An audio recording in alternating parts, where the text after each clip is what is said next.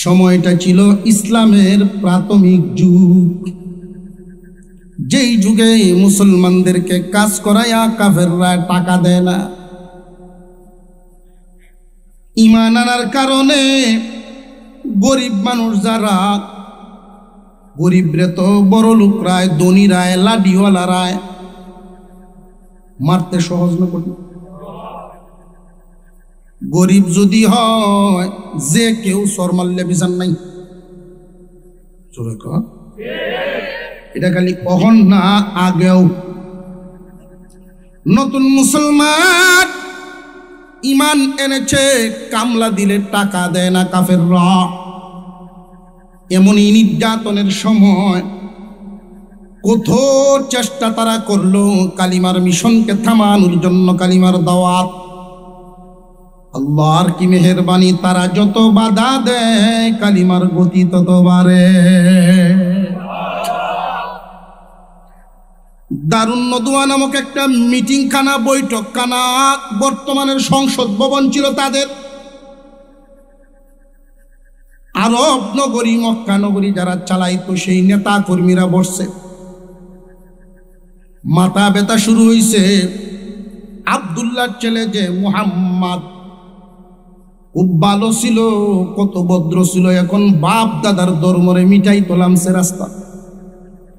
কত চেষ্টা করতেছি, থামাইতে পারি না, কি করা যায়, কি করা যায়। এমনি একজন দাঁড়াইছে, তার নাম হইল নজর ইবনে হারেস। বড় বড় নেতাদের লেভেলের না, সাথী দলইয়া, বুঝলি না, সাথী দল ভয়াল দেয় সাথে। হ্যাঁ ঠিক এই কইসন, আপনার ডাইটি বেটি কইলেও যে কটি দিয়া আছে না নাই। নজর ইবনে হারেস দাঁড়ায় কয়, যদি অনুমতি দেন ছোট মুখে একটা কথা কইতাম। কি কথা? আমরা আপনারা তো চেষ্টা করলাম, মুহাম্মাদের কালিমা বন্ধ করতে পারবো না, এই মিশন থামানো সম্ভব না। মুহাম্মদকে থামাইতে যদি হয় তৌরাত এবং ইনজিলের আলেম উলামাদের দ্বারস্থ হন, ওদের পরামর্শ নেন, দেখেন কোনো বুদ্ধি পাওয়া যায় কিনা। করি বাপরে, তুই তো দামি কথা কইছস একটা। তৌরাত ইনজিলের আলেম তখনকার যমুনায় মক্কায় থাকে না, মদিনায় বসবাস করে। তুই যেহেতু কইছস, তোর সাথে আরো 2-4 জন লইয়া যা মদিনায়। মদিনায় গিয়ে আমাদের মক্কা নগরীর হালত পেশ কর, তাদের পরামর্শ লইয়া আয়। নজর ইবনে হারেস সহ আরো 2-4 জন মিলিয়া গেল মদিনায়। মদিনার আলেমদের কাছে গিয়ে তারা দরখাস্ত পেশ করে, ও মদিনার আলেমগণ, আমাদের মক্কা নগরীর হালত খুব একটা ভালো না।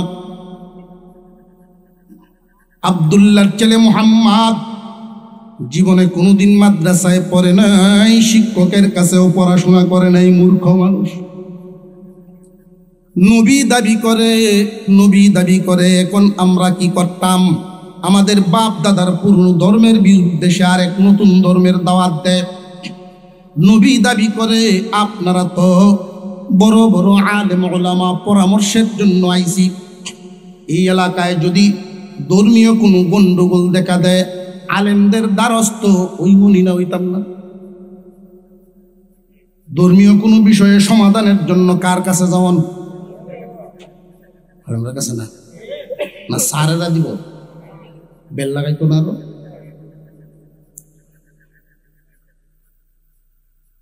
ও আলেমগণ, আপনারা আমাদেরকে পরামর্শ দেন।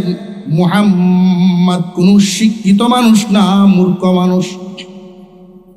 24 ঘন্টা তারা গবেষণা করছে, বোর্ড মিটিং করে তারা পরামর্শ করিয়া পরের দিন এই নজর ইবনে হারেসের বাহিনীর সামনে তারা পেশ করলো। ও মক্কাবাসী, তোমরাই বলছো মুহাম্মদ কোন শিক্ষিত মানুষ না। আমরা 3টা প্রশ্ন তোমাদেরকে শিখাইয়া দিচ্ছি, এই 3 প্রশ্ন লইয়া যাও। এই 3টা প্রশ্ন নিয়া মুহাম্মাদের কাছে করবা। মুহাম্মদ যদি 3 প্রশ্নের উত্তর দিতে পারে না, যা ইচ্ছা তা করবা, তার দিন গ্রহণ করবা না। আর যদি মুহাম্মদ মূর্খ হওয়ার পরে এই 3 প্রশ্নের উত্তর দিয়া দেয়, তাহলে মনে করবা মুহাম্মদ সাধারণ কোন মানুষ নয়, তার কাছে আল্লাহর পক্ষ থেকে ওহী নাজিল হয়। প্রশ্নের উত্তরগুলো যদি দিয়া দেয় তাহলে বুঝবা সাধারণ মানুষ নয়, এগুলো শিক্ষিত মানুষ ছাড়া দিতে পারবে না। আলেম ওলামাদের প্রশ্ন ঝামেলা আছে কোনো? চা লাগবো? আচ্ছা যাই হোক, মাথা লইয়া তা বল। আমরা তো কোনো সমস্যা নাই। প্রশ্ন কয়টা শিখাইয়া দিছে? আরো জোরে জোর হইছে না? মহমুরব্বীরা কষ্ট দিও না, যুবকরা আওয়াজ দিও। প্রশ্ন 2 প্রকার। কয় প্রকার? এক প্রকারের প্রশ্ন করা হয় শিখার জন্য, জানি না শিখতাম, না জানুয়া মানুষগুলো জানার জন্য প্রশ্ন করে, কোনো শর্ত নাই, জানে না মানুষটাই জানতো। আরেক প্রকারের প্রশ্ন আছে আটকাইবার প্রশ্ন। আটকাইবার জন্য যদি কেউ কাউরে প্রশ্ন করতে হয়, শর্ত হইল এর উত্তর নিজের আগে জানতে হয়। আমারও প্রশ্ন করে মাঝে মাঝে মাঝে, লাল শালুওয়ালা আমার জিগাইছে বেলালের নানির নাম কিতা? আচানক কথা এমন জাতের প্রশ্ন যেটার কোনো আমলের প্রয়োজন। বেলালের নানির নাম আমি ডাক দিয়েছি, টিহা বসে পাইবেন আপনি? টিহানাতে করতেন কিতা? ওজুর ফরজ কয়টা এটা কে দাও? কয়না হুজুরতে যাই আরেকদিন। কোন সূরাত 9 মিম, কোন সূরাত 9 মিম, এটি বুঝি জানা জরুরি। জরুর জিনিসগুলো জানে না। কেমনে ওযু করণ, কি কারণে ওযু ভাঙ্গে, কোন ধরনের পানি দিয়ে ওযু করা লাগে, ফাক পবিত্রটাও ওরাই শিখছে না। অথচ বেয়া প্রশ্ন করে। আছে না নাই এরকম? বিশেষ করে হুজুর দেখলে মাদ্রাসার এক ছাত্র ভাই আমরা শুরু পাইছে, ডাক্তার নিজে এই মাদ্রাসা তরস পড়ার জায়গা পাইছে না, তুইও বেহল তোর বাপও বেহল, মাদ্রাসা দিছে তোর আলি বাতাসা পড়ায় মুন্সিগিরি তো খাইবে না। এখন আমাদের মাদ্রাসায় অঙ্ক ইংরেজিও পড়ায়, ইতিহাস ভূগোলও পড়ায়, দুনিয়া চলতে যা লাগে সব পড়ায়। এরা তো ধার উঠতেছে বোটা দাঁত। হ্যাঁ, অঙ্ক ইংরেজি আমার সামনে আমি বিচ্ছি এদিকে এই টিকিট কয় বালতি পানি হইব আমার অঙ্ক করে বের কয় বালতি পানি হইব হিসাবটা মিলা। মাদ্রাসার ছাত্ররা দেখবেন কিছুদিন যদি মাদ্রাসার তাহে আর কোরআনের গোসা ভাইয়া লাই পাহনা হয়ে দেখ করলাম পাহনা হয়ে দেখছো, দেখবেন এমনি তার তুর দেয়া লাইট বানায়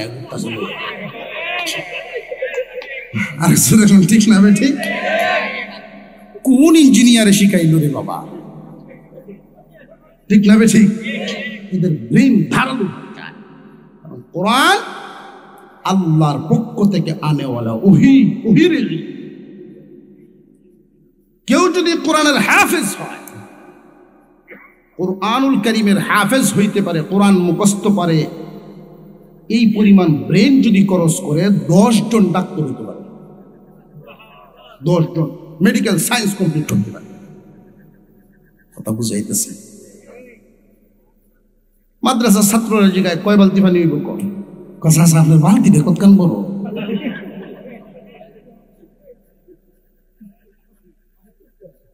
বালতি যদি দিঘির সমান হয় 1 বালতি তৈব, আর যদি এর অর্ধেক হয় তার অর্ধেক হইলে শুরু করতে তাক কয় বাবা আপনি মিলাইতে তাক কয়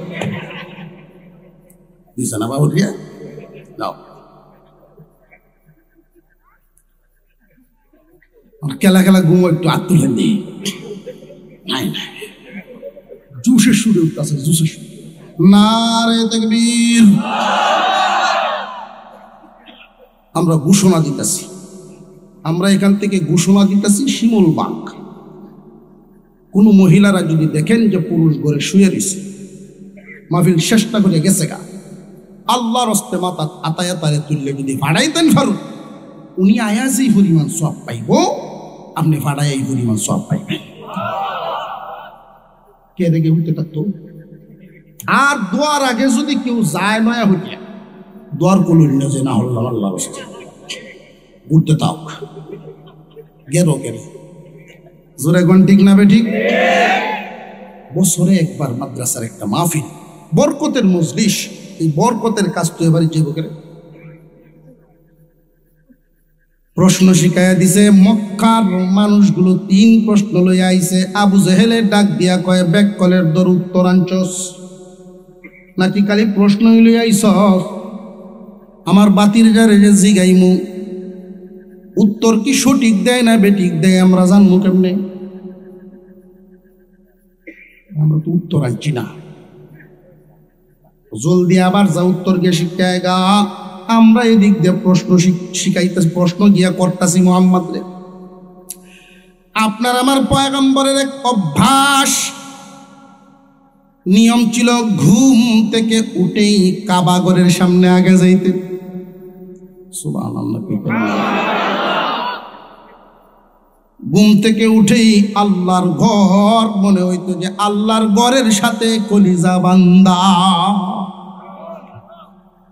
নবীজি যদি কোনো সময় বিশ্রাম করার জন্য বসতেন, কোনো টিলার সাথে হেলান দিয়া, বর্ণনায় পাওয়া যায় এমন ভাবে বসতেন যেন কাবা ঘর দেখা যায়। বন্ধু বন্ধুর মহব্বত, বন্ধুর সাথে বন্ধুর মহব্বত। এই জন্য নবীজি ঘোষণা দিয়েছেন, দুনিয়ার মানুষেরা রে, আমার মাওলার ঘর যদি কেউ একবার তাকায়া দেখে, মহান আল্লাহ তার উপরে 20 বার রহমত নাজিল করেন। প্রতিদিন ঘুম থেকে উঠে সকালবেলায় যখন কাবা ঘরের সামনে হাজির, এমনি নেতা ফেতা কেতা সব গিয়ে হাজির। আবু জেহেল ডাক দেয়া কয়, বাতিজা, তোমার সাথে আমাদের কোনো ব্যক্তিগত শত্রুতা নাই, ধর্মীয় একটা মতবাদ। তুমি নবী দাবি করো, আমরা তোমারে মানি না। 3টা প্রশ্ন লইয়া আইছি বাবা, এই 3 প্রশ্নের উত্তর যদি দিয়া দাও, তোমার সাথে আর কোনো ঝামেলা নাই, তুমি তোমার দাওয়াত দিবা, কবুল করবো। কয় না কি ব্যাক কর না পাটপা। আর যদি উত্তর দিতে পারো না, মক্কায় কালিমা চলবে না। আল্লাহর নবী বলেন, আমি তো আপনার কাছ থেকে পারমিশন নিয়া কালিমার দাওয়াত শুরু করি নাই, আপনি বন্ধ করার কে? চাচা, প্রশ্ন কি করবেন সেইটা করেন। কালিমার দাওয়াত চলতেছে, আমারে বানাইছেন যিনি, আসমান জমিনের মালিক যিনি, কালিমার মালিক তিনি, হুকুম দিছেন তিনি, উনার আদেশ পালন করি। আবু জেহেল আর কথা কয় না। 3 প্রশ্ন করা শুরু করলো মুহাম্মদ। 1 নাম্বার প্রশ্ন, তামাম পৃথিবীর জমিন ভ্রমণকারী মানুষ পাওয়া যায় না, আমরা এখানে যারা আছি সকলই যে ঢাকা গেছে এমন কোন কথা? সারা বাংলাদেশের 8 বিভাগ কয়জনে সফর করছে এরকম মানুষ আরো কম, ঠিক না বেটি? ও মুহাম্মদ, একজন মানুষ আল্লাহ বানাইছিলেন, এই মানুষটাই 1টা 2টা 3টা 10টা দেশ না, তামাম দুনিয়া ভ্রমণ করেছে। এমন কি রে মুহাম্মদ, ও বাতিজা, সূর্য উদিত স্থান থেকে অস্তমিত স্থান পর্যন্ত নিজের চোখে দেখছে। এই দুনিয়ার জমিনে আমরা সবাই ছোটবেলায় ভাবতাম আমরা হুবের গ্রামের পিছন দিয়ে সূর্য উঠে, পশ্চিমের গাঁয়ের পিছন দিয়ে গিয়া ডুবে, এটাই ভাবতাম। সেই গাঁয়ের কেউ যদি বেড়া নেই তাই তো জিগাইতাম, সূরজ যখন ডুবে কিরম দেয়া যায় তোমরা গাঁয়ের পিছে দেয়া? আমার সময় নিয়ে যদি এই তৈরি জিগাইলে হ্যাঁ কইতো না আমরা গাঁয়ের ভিসে না, ফিসের গাঁয়ের নাম কইতো হেডের ভিসে দেয়া। কেউ কিন্তু দেখে নাই, কিন্তু একজন মাত্র মানুষ আল্লাহ তারে দেখাইছেন সূর্য উদিত স্থান এবং অস্তমিত স্থান। ও মুহাম্মদ, নবী যদি হইয়া থাকো ওই লোকটার নাম কও। 2 নাম্বার প্রশ্ন, কয়েকজন যুবক, একজন মানুষ বেশিও ঘুমা থাকলে কতক্ষণ আর একটানা ঘুমাইব? 18 ঘন্টা, 24 ঘন্টা, একাধারে না 3 দিনেই ঘুমাইলো যদি হোর বাড়ি যায় মানুষ। জামাই খাওয়ানোর সময় আবার গিয়ে উঠে, খাওয়ানোর সময় আবার গিয়ে 3 দিনের উপরে তো আর ঘুমাই তার তো না, শরীর বেদনায়। ও মুহাম্মদ, কয়েকজন যুবক মা বাবার বাড়ি বিটা চারিয়া ওই মানুষগুলো গর্তের ভিতরে 1 দিন নয় 2 দিন নয়, 1 মাস 2 মাস নয়, 1-2 বছর নয়, বহুদিন পর্যন্ত ঘুমাইয়া ছিল। তুমি বলবা সঠিক উত্তরটা, তারা কত বছর একটানা ঘুমাইয়া ছিল গর্তের ভিতরে মুহাম্মদ? 2 নাম্বার প্রশ্ন। নবী যদি হইয়া থাকো 3 নাম্বার প্রশ্নের উত্তর দাও। আমার আপনার ভিতরে যে রুহু আসা যাওয়া করে, কলিজা অপারেশন করে মানুষ দেখতে পারে এটার ভিতরে কি আছে, কিন্তু এই পর্যন্ত কোনদিন কেউ রুহু দেখতে পারছে না। তুমি যদি নবী হইয়া থাকো আমাদেরকে বুঝায় দাও রূহ কেমনে আসা যাওয়া করে। এই 3 প্রশ্ন করলো তারা। নবীজি বললেন, চাচা যান, আপনি তো জানেন আমি আমার পক্ষ থেকে কিছুই বলি না। আমার আল্লাহ জিবরাইল আমিনের মাধ্যমে আমার কাছে খবর পৌঁছাইলে আমি আপনাদেরকে জানায়া দিব। আল্লাহ তো দেখছেন আপনারা আমারে প্রশ্ন করছেন, আমি যেহেতু আল্লাহর নবী, মহান আল্লাহ জিবরাইলের মাধ্যমে খবর পাঠাইবেন। জিবরাইল যখন আসবে আমার কাছে বলবে, আমি আপনারে জানায়া দিব। তো জিবরাইল আসতে লাগবে তোমার কতক্ষণ? আপনারা কন্ত দেখি জিবরাইল আইতে কতক্ষণ লাগে? জিবরাইল আলাইহিস সালামকে তার ক্ষমতাটা আগে বুঝাই আপনারা। 600 নূরের পাকা দিয়ে আল্লাহ বানাইছেন। 2টা পাকা যদি এইভাবে ছড়ায়া দেন, তামাম দুনিয়া এমন ভাবে ব্লক হইব সূর্যের আলো দুনিয়ায় পড়বে না।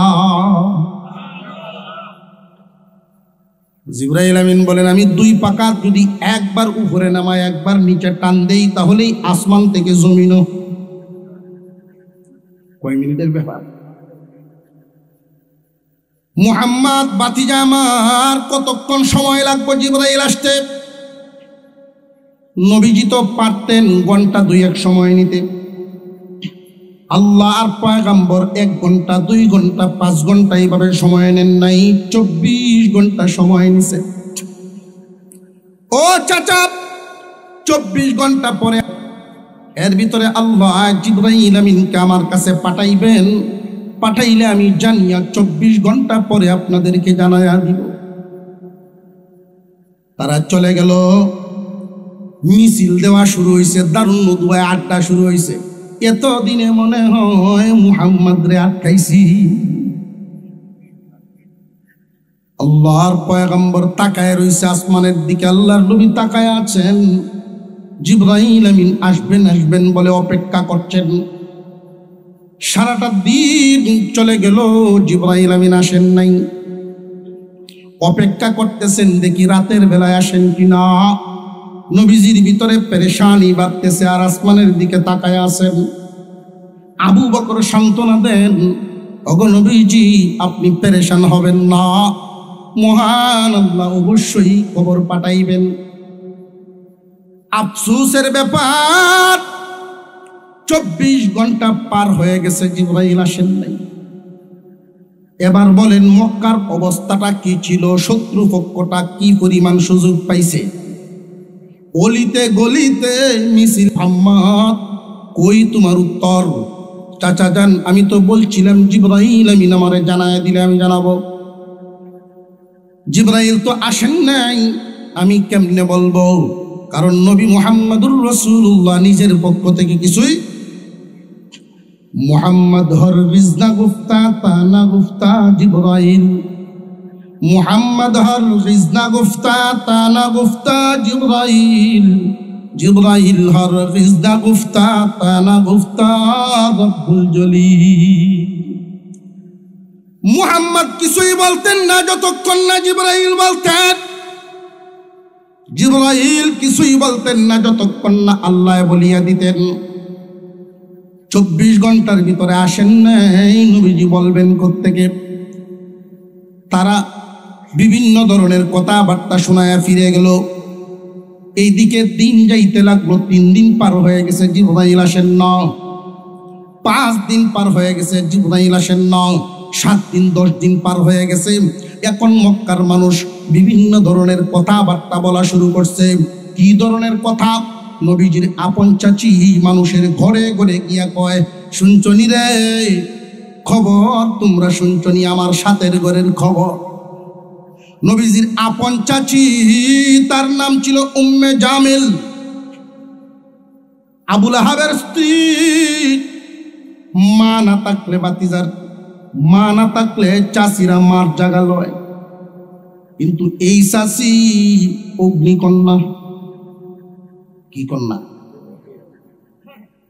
বিভিন্ন জায়গায় মানুষের ঘরে ঘরে গিয়া আগুন জ্বালায়, শুনছনি রে আমার সাথের ঘরের খবর। মুহাম্মদ রে তো আল্লাহ ভুলে গেছে, মুহাম্মদকে আল্লাহ ভুলে গেছে। আল্লাহ তার প্রতি নারাজ। আসমান থেকে যে আসতো ওই শয়তান আর আইয়ে না। আরো জোরে কন্যা নাউযুবিল্লাহ। এই কথা যখন চতুর্দিকে ছড়ানো শুরু হয়ে গেল, সারা মক্কার মানুষ এতক্ষণ যেই বৎসনা বিভিন্ন ধরনের কথাবার্তা শুনাইছেন, 8-10 দিন নবীজি এত কষ্ট পান নাই। যখন শুনলেন আল্লাহ ভুলে গেছেন, আল্লাহ নারাজ হয়ে গেছে, মানুষের মুখে মুখে এই কথা চড়ে গেছে, মুহাম্মদ কি মনে হয় আল্লাহ ভুলে গেছে, আল্লাহ মুহাম্মাদের প্রতি নারাজ হয়ে গেছে। নবীজি এত কষ্ট পাইছেন, এই কষ্টটা আপনি আমার দিলে বুঝ আসবে না। কারণ এই দিলে আল্লাহর মোহব্বত যেই পরিমাণ, বুঝো এই পরিমাণ। যার সাথে সম্পর্ক যার যেই পরিমাণ, তারে হারানোর বেতাও। সার দোকানো শিমুল বাগ, সার দোকানো বইয়া চা খায় আর খবর শুনে ঢাকা আশুলিয়ার 5তলা বিল্ডিং থেকে পড়িয়া একটা শিশু মারা গেছে। টেলিভিশনে খবর করতেছে, চা খায় আর বাচ্চা এর চেয়ে বেশি চিকিৎসা করবো, আরো জোরে কর। কিন্তু পিছন দিয়ে যদি একজনে আইসার ডাক দেয়, ও সলিমদ্দি ভাই তুমি চা খাইতেছো, তোমার নাতি দুহানিত পড়িয়া থাকা,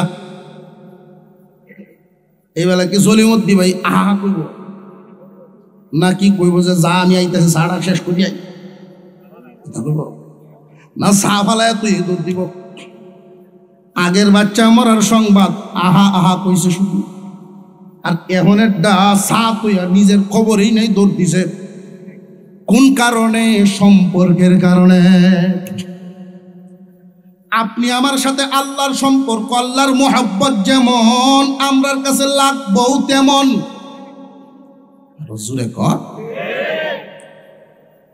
হুজুরে আকরাম সাল্লাল্লাহু আলাইহি ওয়াসাল্লাম সহ্য করতে পারেন নাই। একাধারে 14 দিন হয়ে গেছে ওহী বন্ধ, সেজদায় পড়ে গেছেন। উনি ভাবছেন সত্যিই মনে হয় আল্লাহ আমারে ভুলে গেছে। লম্বা, এমন লম্বা 5-7 ঘন্টা উনি শুয়ে রয়েছেন, কপাল নাক জমিনে লাগায় রাখছেন, চেহারা মুবারকের মধ্যে রক্ত জমা হয়ে গেছে। আবু বকর পাশে দিয়ে ঘুরেন, ডাক দেওয়ার সাহস পায় না।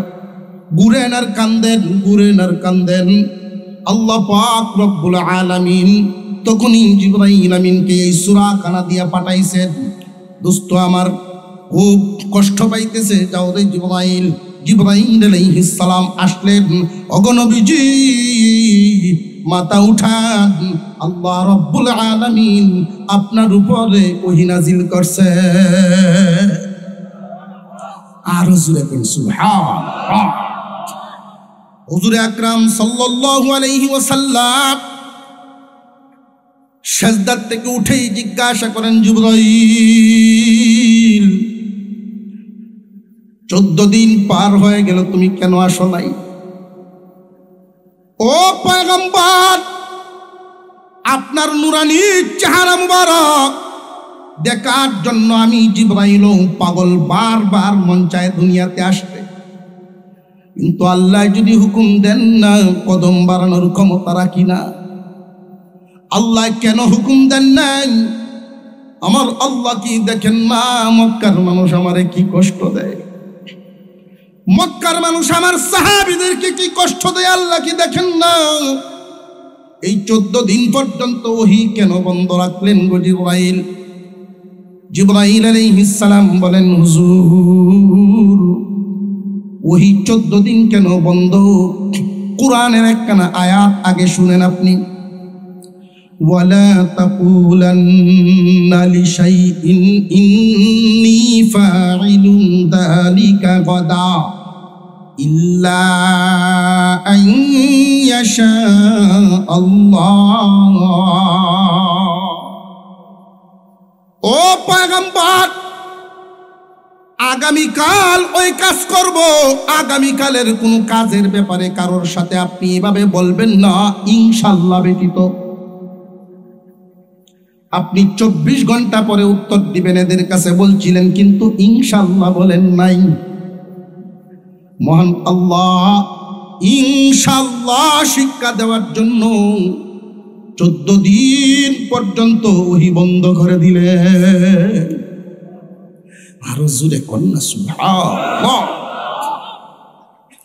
ইনশাআল্লাহর জন্য কতদিন ওহী বন্ধ? নবীজি এবং সাহাবীদের কষ্ট কি করি। ইনশাআল্লাহ আগামীকালকের কোনো ওয়াদা কারোর সাথে যদি করেন, ভবিষ্যতের ওয়াদা 3 ঘন্টা পরে 1 ঘন্টা পরে, অর্থাৎ ভবিষ্যতের কোনো কথা কারোর সাথে বললে মুসলমানের দায়িত্ব, নবীর উম্মতের দায়িত্ব ইনশাআল্লাহ বলা। নবী কত কষ্ট করছেন ইনশাআল্লাহর জন্য, কথা বুঝে আসতেছে? দাদা নাতি দেখা হয়েছে আসরের পরে, কই যাস রে? বাজার যাইতেছে, একটা কাশি কিনাম। ক বাজার গে ইনশাল্লাহ একটা কাশি কিনাম, এটা ক ইনশাল্লাহ লাগে ভয়েরও আমার ভয়েরটা বড়াটে ইনশাল্লাহ দিয়ে কি করতাম, ইনশাল্লাহ দিয়ে কি করতাম, ভয়েরটে আছে। আমি বুড়া মানুষ, তোরে আর কিতা বুঝাই, তুই তোর হতে তুই যা। মাগরিবের পরে তখন নামাজ পড়ে তসবিহ পড়তেছে বুড়ায়, এই দিক দিয়ে নাতি যায়, মুখটা আন্দায়, ঘিরে কাশি কই? দাদা ইনশাল্লাহ টেহা ছুটে দিছে গা।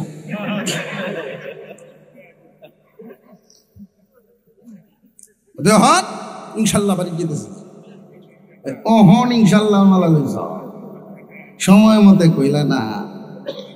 ইনশাল্লাহ যদি বলিয়া কেউ কথা বলে, আল্লাহর রহমতের একটা বেড়া ওই কথার সাইটে দিয়ে আল্লাহ পাঠাইয়া দেন। ইনশাল্লাহ বলিয়া যদি কেউ ওয়াদা করে, ওয়াদা পূরণের পিছনে আল্লাহর সাহায্য নাজিল হয়। নিয়ত সহি করে যদি কথা দেয় ইনশাল্লাহ বলিয়া, আর ওয়াদাটা পূরণ করতে পারে নাই, কথার কথা আমি শিমুলবাগ আসবো আজকের এই তারিখ, ইনশাল্লাহ আমি আসবো, নিয়ত সহি, নিয়ত কোনো গন্ডগোল নাই, ভিতরে ভিতরে এরকম না, যাইতাম না বিদায় জানাই কইয়া এরকম না, নিয়ত ঠিক ইনশাল্লাহ আমি যাবো, কোনো কারণে আইলাম না, আসতে পারি নাই, এই জন্য ওয়াদা খেলাফের গুনাহ হবে না। ইনশাল্লাহ এত দাম, ইনশাল্লাহ এত দাম, কথা বুঝে আসছে? মাসালাটা বুঝছেন? নিয়ত ঠিক, ইনশাল্লাহ সাথে, মনে থাকবো তো? যদি কোন বলে ইনশাল্লাহ যদি সাথে লাগাইয়া দিতাম পারি, নিয়ত কোনগুলো আল্লাহ বুঝেন না, বুঝেন না? আল্লাহ বুঝেন। মানুষের কলবের খবর রাখেন একমাত্র আল্লাহ। তুমি কার সাথে ধোঁকা দিবা, কারে ধোঁকা দিবা? আল্লাহরে ধোঁকা, তোমার নিজেরই তুমি ধোঁকা দিলা, কথা বুঝে আসতেছে? এখন এখানে আমার আপনার প্রশ্ন, ইনশাল্লাহ শিক্ষা দেওয়াই যদি উদ্দেশ্য হবে, 14 দিন ওহী বন্ধ কেন? আল্লাহ তো সাথে সাথে ওহী নাজিল করে এই কথাখানেও বলে দিতে পারতেন, দোস্ত আগামী থেকে কথা বলার সময় ইনশাআল্লাহ সাথে লাগায় দিয়ে বলতে পারতেন না পারতেন না। মুফাসসিরিনে কেরাম এখানে অনেকগুলো কারণ উল্লেখ করেছেন। কারণ একটা কারণ হলো যেই জিনিস যত কষ্টে হাসিল হয় তার কদর তত বাড়ে। আখেরি জামানার পয়গম্বরের উম্মত যেই দিন জানবে তাদের নবী ইনশাআল্লাহর জন্য 14 দিন কাঁদছেন। আশিকে রাসূল নবীর মুহাব্বতের উম্মত কোনদিন ওয়াদার সময় ইনশাআল্লাহ বলবে না। 2 নাম্বার, কারোর সাথে যদি মুহাব্বত বেশি হয়, হঠাৎ করে যদি দেখে না বেশ কয়েকদিন 2 সপ্তাহ যাবত দেখে না, মুহাব্বত কমে না, মুহাব্বতের আগুন আরো বাড়ে। ওহি হরদম নাজিল হইতে আছে, হঠাৎ একটু গ্যাপ দিলেন, নবীর মুহাব্বত, নবীর অন্তরে আল্লাহর যেই মুহাব্বত, এই মুহাব্বত আল্লাহ আরো বাড়ায়া দিলেন।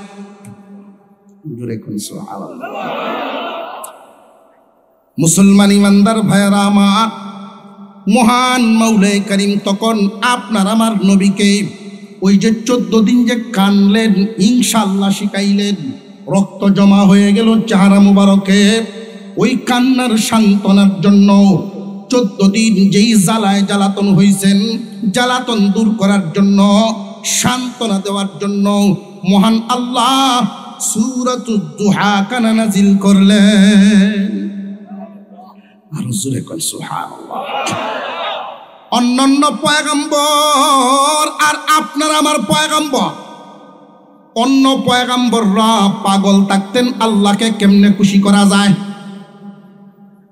কথা বুঝতেছেন? অন্য নবীগণ পাগল পারা আল্লাহকে কেমনে খুশি করা যায়। আর এখন দি দেখি আল্লাহ পাগল তার দুস্তেরে কেমনে খুশি করা যায়। 14 দিন যে কান্দাইলাম কেমনে খুশি করা যায়, কেমনে খুশি করা যায়। সূরাতুদ দুহা নাজিল করে আল্লাহ প্রথমেই ডাক দিলেন, ওয়াদ-দুহা ওয়াল-লাইলি ইযা সাজা। ও দোস্ত আমার, আলোকিত সূর্য, গভীর রজনী, 2টা টাইমই বললাম, এখানে আর ব্যাখ্যা বিশ্লেষণ করলাম না, লম্বা উঠতেছে। রাত এবং দিনের কসম খাইলাম। আল্লাহ যদি কসম খায়া কথা কোন, কথার ওজন কি দুর্বল না সবল? আল্লাহ এমনি কইলেই তো ওজন, এর মধ্যে আবার কসম। রাত এবং দিনের কসম। মা ওয়াদ্দাআকা রাব্বুকা ওয়া মা ক্বালা। আপনার রব আপনাকে ভুলেন নাই, আপনার প্রতি নারাজও হন নাই। মক্কার মানুষ কথাটা ছড়াইছে, মনে আছে? মুহাম্মদকে আল্লাহ ভুলে গেছে, তার প্রতি নারাজ হয়ে গেছে। আল্লাহ কোরআনে সূরা নাজিল করে দিলেন, আয়াত নাজিল করে দিলেন, রাত এবং দিনের কসম। মা ওয়াদ্দাআকা রাব্বুকা ওয়া মা ক্বালা। আল্লাহ তোমাকে ভুলেন নাই, তোমার প্রতি নারাজ হন নাই। ও দোস্ত আমার, আপনার রব আপনাকে বলেন নাই, আপনার প্রতি নারাজ হন নাই। কসমটা খাইলেন যে রাত এবং দিনের, কসম খায় একটা ইঙ্গিত এইখানে আল্লাহ দিয়া দিলেন। দোস্ত, রাত এবং দিনের কসম খায়া বুঝাইয়া দিলাম এক কথা। কি কথা সেটা? আমি 14 দিন কেন ওহী বন্ধ দিলাম জানেন নি গো দোস্ত? রাতের পরে দিন, দিনের পরে রাত, রাতের পরে দিন, দিনের পরে রাত, এটাই হলো স্বাভাবিক নিয়ম। যদি একাধারে 40 রাত থাকে অথবা 40 দিন থাকে, মানুষের জীবন ব্যবস্থা কি সুখের হবে না দুঃখের? কথা বুঝতেছেন? তাফসীরি কথা বুঝছি, উত্তরটি দিব, বুঝতেই। একাধারে যদি শুধু রাতেই থাকে, মানুষের আরাম হইব না কষ্ট? একাধারে শুধু দিন রাত নাই, তবু মানুষের রাতের পরে দিন হওয়া, দিনের পরে রাত হওয়া, রাতের পরে দিন হওয়া, দিনের পরে রাত হওয়া। কারণটা কি? সারাদিন পরিশ্রম করে রাতে আরাম করবে। রাতে যখন মানুষ ঘুমাইতে যায়, গভীর রজনীতে বিভোর ঘুমে যখন মানুষ থাকে, হাওরের মাঝখানে গৃহস্থী করিয়া মাছ মারিয়া জালটা নিয়া যেই কষ্টটা করিয়াছিল, ঘুমের ভিতরে মহান আল্লাহ এমন এক মেডিসিন ঢুকাইয়া দিয়েছেন, ঘুমের মাধ্যমে সেই ক্লান্তি দূর করিয়া দেয়। মুসলমান ইমানদার ভাইয়ারা আমার, আল্লাহ বুঝায় দিলেন দোস্ত আমার, 14 দিন ওহী বন্ধ রাখার কারণ হলো হরদম আপনার উপরে যদি শুধু নাজিল করতেই থাকি, ওহী বড় ভারী জিনিস আপনার উপরে অবতরণ হওয়ার কারণে কপাল ঘামে, আপনার বড় কষ্ট হয়। আমি বিশ্রাম দিলাম, এই জন্য বন্ধ রাখলাম, ভুলার জন্য না, নারাজ হওয়ার জন্য না, ভুলার জন্য না, নারাজ হওয়ার জন্য না। ও দোস্ত আমার, আপনি এটা ভাববেন না যে আপনাকে আমি ভুলে গেছি। দিন রাতের কসম খায় আমি বললাম, আমি আপনাকে ভুলি নাই, আপনার প্রতি নারাজ হই না। জুড়ে কন্যা সুবহানাল্লাহ। মা ওয়াদ্দাআকা রাব্বুকা ওয়া মা ক্বালা ওয়ালাল আখিরাতু খায়রুল লাকা মিনাল উলা। আল্লাহু আকবার। প্রথমে তিনি বলছেন আমি ভুলি নাই, আপনার প্রতি নারাজ হই নাই, শুধু আপনারে বিশ্রাম দেওয়ার জন্য, ইনশাআল্লাহর গুরুত্ব বাড়ানোর জন্য, আপনার ভিতরে আমার মহব্বত আরো বাড়াইবার জন্য 14 দিন বন্ধ রাখছি। কিন্তু এই সুযোগে মক্কার কাফেররা যে আপনারে কষ্ট দিল দোস্ত, আমি আপনারে পুরস্কার দিয়া, সান্ত্বনা দিয়া আপনারে আমি খুশি করবার চাই। প্রথম সান্ত্বনাটা হলো ওয়ালাল আখিরাতু খায়রুল লাকা মিনাল উলা, ইহকাল থেকে পরকালে আপনার জন্য আমি কল্যাণ রাখিয়াছি, মঙ্গল। এমন কিছু পুরস্কার কোন নবীকে যেটা আমি দিব না, এমন কিছু পুরস্কার কোন নবীকেই আমি এটা দেব না। কয়েকটা, 1-2টা আপনাদেরকে শোনায়া দেই। এর মধ্যে একটা হলো জান্নাতের চাবি, আরো জোরে কোন সুবহানাল্লাহ। 2 নাম্বার হাউজে কাউসার, যেই হাউজে কাউসার হবে 3 গুণ বিশিষ্ট। কয় গুণ? দেখতে হবে দুধের চাইতে সাদা, খাইতে হবে মধুর চাইতে মিষ্টি, সুঘ্রাণ হবে মেশকে আম্বরের চাইতে আরো বেশি। 3 গুণ বিশিষ্ট 1 গ্লাস পানি যদি ওই দিন কেউ পান করতে পারে, 50,000 বছর সমপরিমাণ লম্বা সময় হাসরে থাকবে। 1 গ্লাস পানি যদি ওই দিন কেউ পান করতে পারে, জান্নাতে ঢোকার আগ পর্যন্ত আর তার পানির পিপাসা লাগবে না। ওই হাউজের মালিক আল্লাহ কোন নবীরে বানাইবেন না, আপনারা আমার নবীরে দিবেন। ওয়ালাল আখিরাতু খায়রুল লাকা মিনাল উলা। 14 দিন আপনারে কান্দাইলাম, কষ্ট দিলাম, আপনি কষ্ট পাইছেন দোস্ত আমার, এই জন্য আপনার জন্য পুরস্কার ঘোষণা করলাম। মঙ্গলের আরেকটা ঘোষণা হলো, আরেকটা নিয়ামত। কিয়ামতের দিন সব মানুষ, সব নবীগণ, ওলিয়া উলিয়া, গৌস কুতুব সহ সবাই হাঁটিয়া হাঁটিয়া যার যার কবর থেকে যে দাঁড়াইব, কবর থেকে দাঁড়াইয়া হাসরের মাঠে গিয়া যখন একত্রিত হবে, সবাই হাঁটিয়া হাঁটিয়া যাবে, একমাত্র আপনার আমার নবীকে আল্লাহ হাঁটায়া নিবেন না। দোস্ত আমার, হাঁটিয়া যাবেন না, আপনার জন্য একটা সোয়ারির ব্যবস্থা রাখছি, একটা উট। এই উটের পাগুলো থাকবে স্বর্ণ এবং রূপা দিয়ে বাধাই করা, উটের হাড়গুলো থাকবে হীরা মানিক মুক্তার, ইয়াকুত পাথরের লাগামটা থাকবে হীরা মানিক মুক্তা লাগানো, রেশম কাপড়ের গদি। যখন আপনার আমার পয়গম্বর এখানে উঠে বসবেন, আল্লাহ ডাক দিবেন, আপনার একজন সাহাবীকে ডাক দেন লাগামটা ধরার জন্য। 1.5 লক্ষ সাহাবী, প্রত্যেকেই তো ইসলামের জন্য জীবন দিতে প্রস্তুত। নবীজি তাকায়া দেখেন, সবাই তাকায়া রয়েছে নবীজির দিকে। আল্লাহর নবী কার নামটা না জানি ঘোষণা দেন। নবীজি সাহাবীদের চেহারার দিকে তাকায়া আমার মায়ার নবী বলেন, আল্লাহ, আমি কার নাম কইতাম, সবাই আমার লাগিন পাগল, আমিও এদের জন্য পাগল। প্রভু গো, নিয়ামত দিছেন আপনি, এই মুহূর্তে আমার কোন সাহাবীর আনলে পছন্দ হয় আপনার, আপনি ঘোষণা দেয়া দেন। আল্লাহ তখন ডাক দিবেন, বেলাল, রে বেলাল, আসো, পয়গম্বরের উটের লাগাম ধরো আর হাসরের মাঠের দিকে নিয়ে যাও। ওয়ালাল আখিরাতু খায়রুল লাকা মিনাল উলা, ওয়ালাল আখিরাতু খায়রুন, খায়র কল্যাণ। দোস্ত আমার, আমি আপনাকে ইহকাল থেকে পরকালে কল্যাণ দিব। এই খায়রের ব্যাখ্যায় মুফাসসিরিনে কেরাম এইরকম নিয়ামত যেটা কোনো নবীকে দিবেন না, শুধু আপনার আমার নবীকে দিবেন, এরকম নিয়ামত 26টা উল্লেখ করা আছে। এই 26 কইলে তো এক ওয়াজিন বিশেষ। পরের আয়াতে আল্লাহর নবীকে খুশি করার জন্য আরেকটা পুরস্কার ঘোষণা দিলেন, ওয়ালা সাউফা ইউতিকা রাব্বুকা ফাতারদা।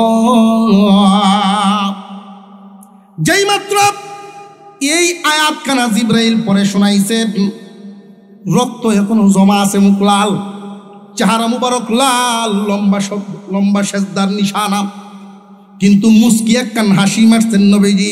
আবু বকর বলেন, ইয়া রাসূলুল্লাহ, একটু আগে কানলেন, চোখ মুবারকে এখনো পানি, মুস্কি হাসি মারলেন, বুঝলাম না।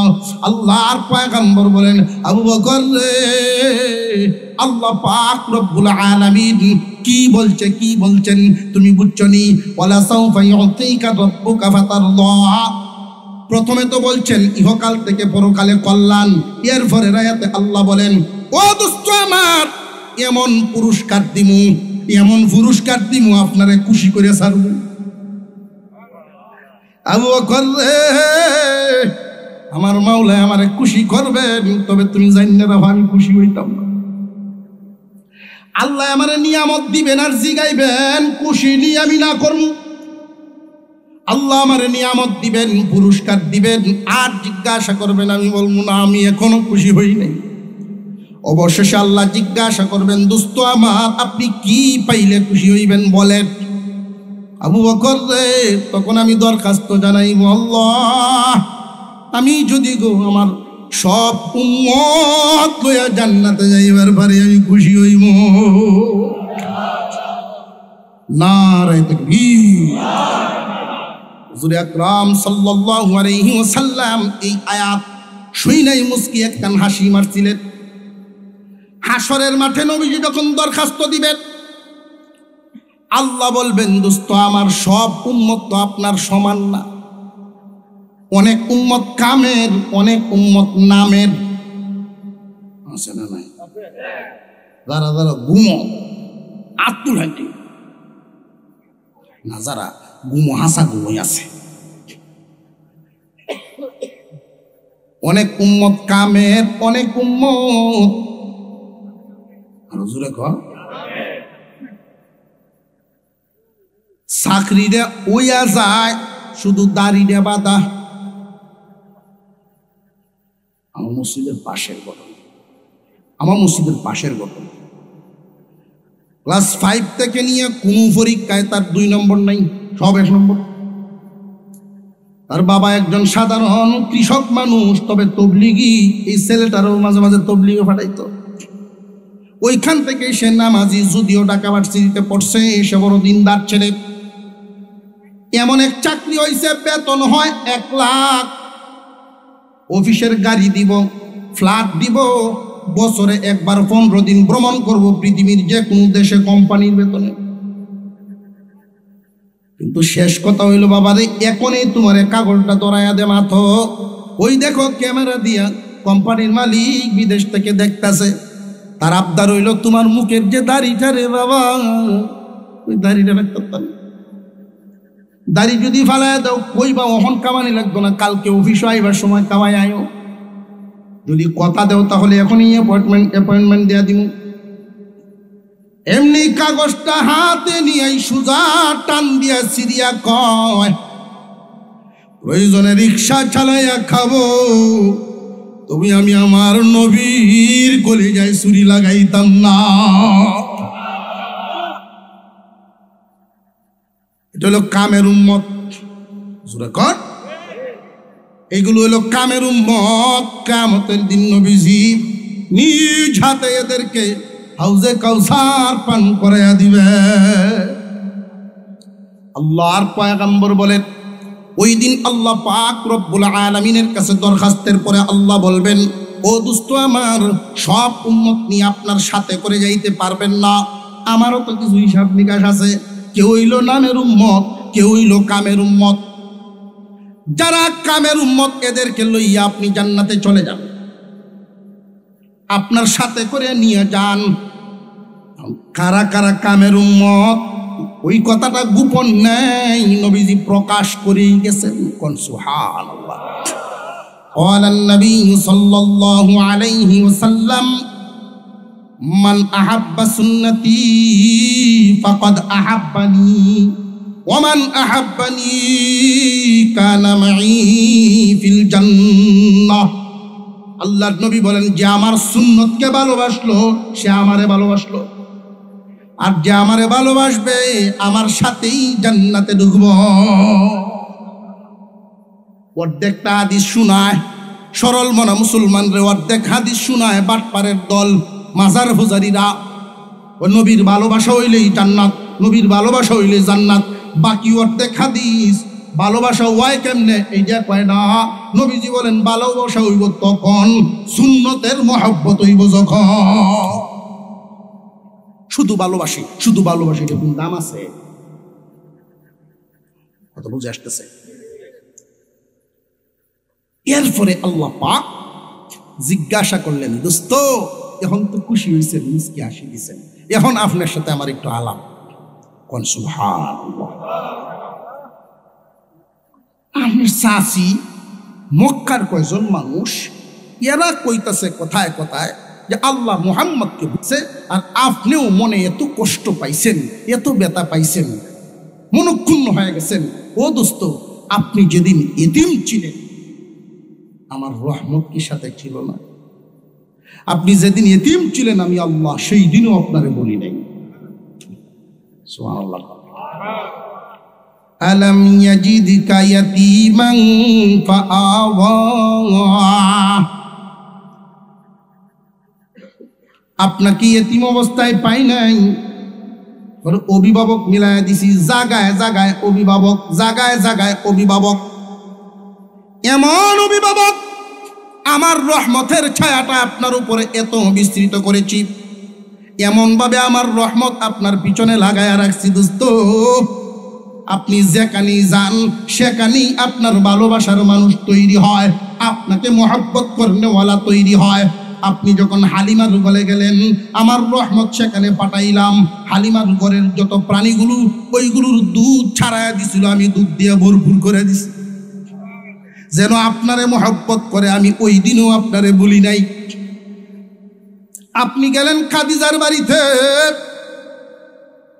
আপনার বন্টনে যেই বকরা বকরি অন্যান্য রাকাল রাইসা খাদিজার কাছে বিচার দেয়, ও মালকিন, আমরার খাসি বরকা বরকিরে যেই কোন বকরা দিলে যেই পরিমাণ ঘাস খাওয়াই মুহাম্মদ এই পরিমাণ ঘাস খাওয়ায় না।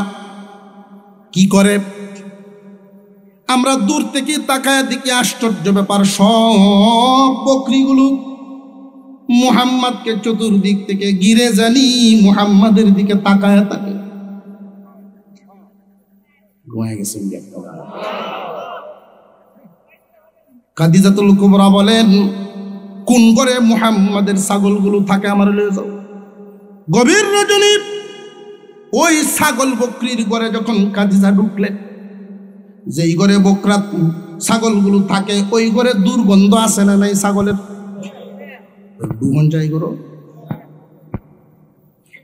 বেয়া ভাঙ্গেছে গাছের লাগি, সাথে রুমো ছাগল থাকে, এই রুমো না, সাথে রুমো ছাগল। এই ছাগলের গন্ধে ওটা জান বাড়ি বেয়া ভাঙ্গেছে। কয় আমি তো এই ছাগলটা ফালি না, এটা আনছেই বিয়ার জবরটা। এক রাইতেই বিয়া শেষ। খাদিজাতুল কুবরা রাদিয়াল্লাহু আনহা ঢুকলেন মুহাম্মাদের ছাগলগুলো যেখানে থাকে, ওই ছাগলগুলোর এক কিনারে খাদিজাতুল কুবরা তাকায়া দেখেন ছাগলের রাখাল মুহাম্মদ ঘুমায় রইছে। মনে হইতেছে পূর্ণিমার চাঁদ উঠে গেছে। বিশ্ব নবীকে আল্লাহ পাক রব্বুল আলামিন কতটুকুন কষ্টের মাধ্যমে জীবন পার করে করে বড় করছে। খাদিজার বাড়িতে ছাগলের রাখালি, ছাগলের ঘরে নবীজি ঘুমাইছেন। মুহাম্মদ শিশু, 12 বছরের মুহাম্মদ, মা বাবা হারা, দাদা নাই, চাচা আবু তালেব খাদিজার বাড়িতে দিয়ে আইছেন। কয়েকটা ছাগল বন্টনে পড়ছে, এগুলো উনি রাখেন। বিচার আইছে, ছাগলগুলো ঘাস খায় না কেন জানি গো, মুহাম্মদকে চতুর্দিকে নিয়ে ঘিরে বৈশা থাকে ছাগল। খাদিজা দেখতে গেছে, গিয়া আইসা প্রথমে চোখে বাসে ঘরের কোনায় পূর্ণিমার চাঁদ। ঘরের ভিতরে ছাগলের কোনো গন্ধই নেই, সুগন্ধ তার নাকের মধ্যে লাগছে। ওই দিন থেকেই খাদিজাতুল কুবরা মুহাম্মাদের ভক্ত। এর আগে এইভাবে দেখে নাই। গেছে ছাগলগুলোর কাছে, গিয়া দেখে এক একটা ছাগলের চেহারা এত সুন্দর, দেখতেই মন চায়। কোন হাওরের ঘাস খায়, কোন পাহাড়ের ঘাস খায়। আসলে তো এগুলো নয়। হুজুর আকরাম সাল্লাল্লাহু আলাইহি ওয়াসাল্লাম ওই শিশু মুহাম্মাদের চেহারার দিকে তাকাইয়া ওই প্রাণীগুলো সুন্দর। খাদিজা ওই দিন থেকে ভক্ত হয়ে গেছে। আল্লাহ বলেন, দোস্ত আমার এদের কথায় আপনি কষ্ট পাইছেন, আমি ওই দিনও আপনারে বলি নাই, আমার রহমত আপনার সাথে রাখছে। আপনি গরিব ছিলেন, আমি খাদিজারে আপনার ভক্ত বানায়া আপনার সাথে বিবাহ দেওয়ায়া খাদিজার যত মাল সব আপনার ভাবের তৈরি ফালাইয়া আপনার ধনী বানাইছি। খাদিজা তখনকার সময়ে খাদিজাতুল কুবরা রাদিয়াল্লাহু আনহা আরব বিশ্বের 5 নম্বর ধনী ছিলেন। জরিপ হয় না, ধনীরা 1 নম্বর 2 নম্বর 5 নম্বর ধনী।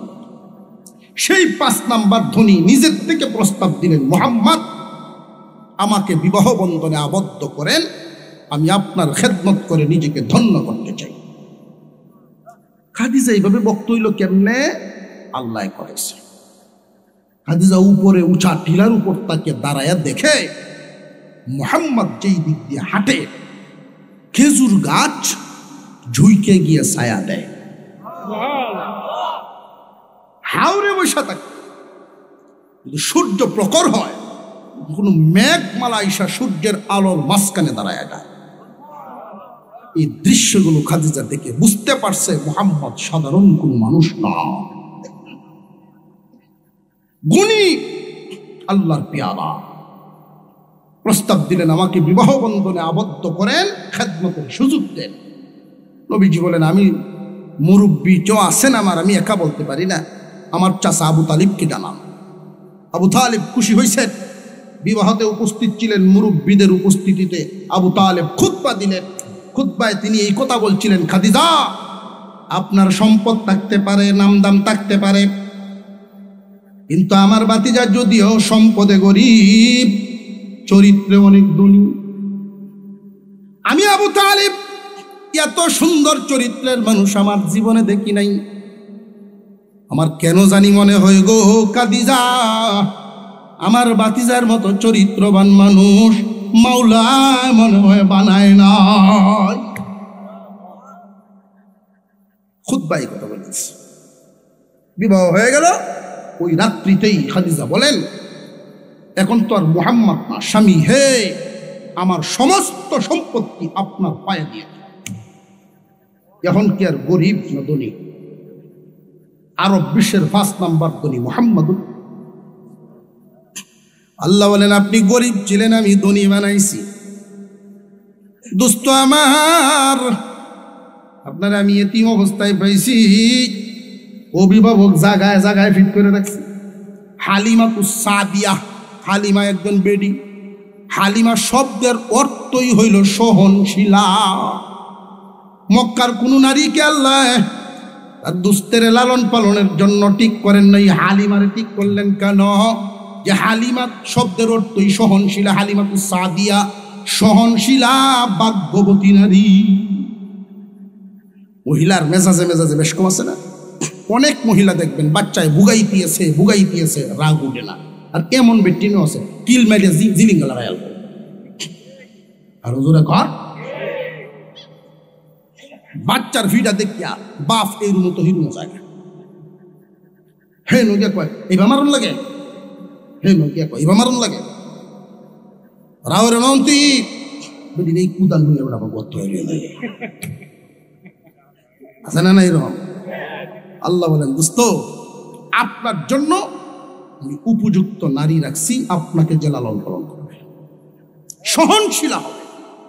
এবং কি এমনকি নিজের বাচ্চাটাকে হালিমা হাতের মধ্যে রাখতো, মুহাম্মদকে বুকের উপরে নিয়ে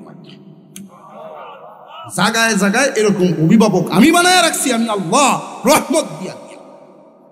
আপনারা ভুলি নাই, আপনি গরিব ছিলেন ধনী বানাইছি। শরীয়তের জ্ঞানহীন ছিলেন, আমি শরীয়তের জ্ঞান পরিপূর্ণ 40 বছর পূর্ণ হলো নবুয়তি দিয়া আলোকিত করলাম। এখন আমি আল্লাহর পক্ষ থেকে আপনাকে এবং আপনার উম্মতকে কিছু কথা বলি। এবার হলো আরেক সিস্টেমের কথা। ফাআম্মাল ইয়াতীমা ফালা তাকহার ওয়া আম্মাস সাইলা ফালা তানহার। দোস্ত আপনি এতিম ছিলেন, আমি অভিভাবক মিলাইছি। এতে বোঝা গেল আমি আল্লাহ এতিমরে বড় আদর করি। আমি আল্লাহ এতিমকে ভালোবাসি, আপনার এতিম বানায় পাঠাইছিলাম। দুনিয়ার জমিনে কেউ যদি এতিমরে আদর করে, এতিমের অভিভাবক হয়, আমি আল্লাহর বড় মায়ার বান্দা হয়। কেউ আদর করে যদি এতিমের মাথায় হাত বুলায়া দেয়, তার হাতের নিচে যতগুলো চুল পড়বে প্রত্যেকটার বিনিময়ে আমি নেকি দিব। সাবধান, এতিমকে ধমক দিবেন না, আপনিও না আপনার উম্মতেও না, অর্থাৎ এতিমের প্রতি কঠোর হবেন না। অনেক মানুষ এতিমের প্রতি কঠোর হয়। বড় ভাই মারা গেছে, এতিম কইয়া ছোটরা একটু লাডি মারার সুযোগ পাইছে, লাডির গুড়ানে বড্ডা বড্ডা সুবিধার কেটলি লয়। এমন সুবিধাবাদী পাষাণ হৃদয়ের মানুষও আছে, আর এমন মানুষও আছে এতিমের জিম্মাদারি কান্দ উড়ায় লয়। দোস্ত আপনি এবং আপনার উম্মত এতিমের প্রতি কঠোর হবেন না। আপনি এতিমের প্রতি দয়াল হবেন, আপনার উম্মতও যেন দয়াল হয়। এতিমরে যারা আদর করবে, আসমানের নিচে যত ঘর বাড়ি আছে সবচাইতে উত্তম ঘর সেই ঘর যেই ঘরে এতিম আছে এবং এদের দেখশুন করা হয়, এদের দেখভাল সঠিকভাবে করা হয়, ওই ঘর সর্বোত্তম ঘর। নবীজি আরেক হাদিসে বলেন, এতিমের অভিভাবক আর আমি নবী মুহাম্মদ 2 আঙ্গুল যত কাছাকাছি, হাসরে থাকবো এত কাছাকাছি। আর জুরে কোন সুবহানাল্লাহ। ওয়া আম্মাস সাইলা ফালা তানহার, কোন সাহায্য চানেওয়ালারে ফেরত দিবেন না। আপনি গরিব ছিলেন, আমি ধনী বানাইছি। ধনী গরিব বানানোর মালিক সন্দেহ আছে, বলছি শেষ রাইতে সন্দেহটা উচিত। সন্দেহ না থাকলে বলেন কে? মাল তোমার না, মাল হইল আমি আল্লাহর। বালা লাগছে তোমার টেন দিছি, গরিব রে ভিক্ষুক বানায় তোমার সামনে নিয়ে কারা উঠছি।